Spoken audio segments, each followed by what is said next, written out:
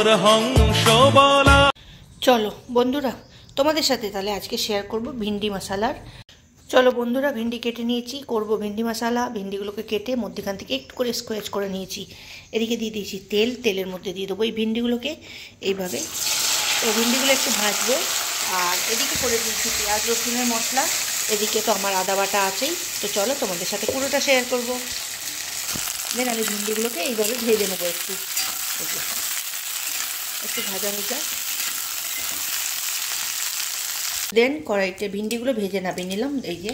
দেন কড়াইতে দিয়ে দিলাম একটু শুকনো লঙ্কা, মানে একটা শুকনো লঙ্কা, আর খানিক জিরে। এই যে তারপরে এর মধ্যেই দিয়ে দেবো এই পেঁয়াজ রসুনের মশলাটা। এই পেঁয়াজ রসুনের মশলাটা ফাটবে, তার জন্য এর মধ্যে দিয়ে দেবো খানিক লবণ, যাতে এটা ফাটাটা বন্ধ হয়ে যায়। লবণ আর হলুদ, হলুদ দিয়ে দিলাম যাতে ফাটাটা বন্ধ হয়ে যায়, মানে হাতে ছিটানোটা বন্ধ হয়ে যায়। আর একটু দিয়ে দেবো লবণ।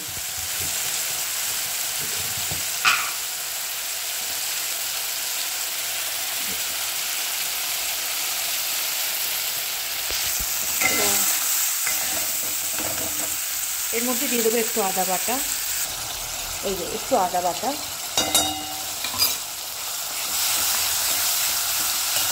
আর সাথে সাথেই দিয়ে দেবো লঙ্কার পাউডার। লঙ্কা বিনা কি রান্না হয়।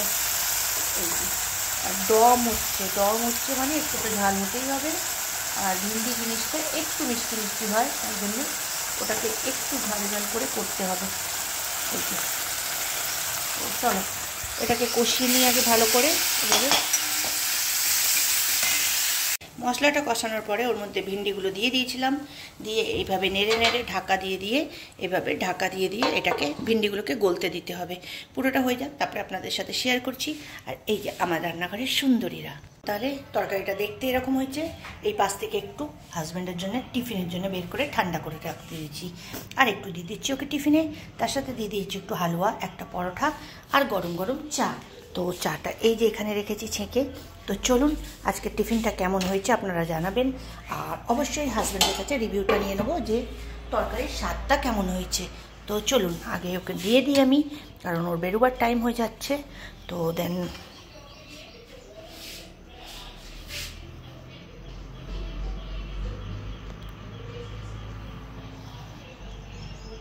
নাও একটু ভিন্ডির মশলাটা খেয়ে দেখো তো কেমন হয়েছে, খেয়ে আমাকে বলো কেমন হয়েছে।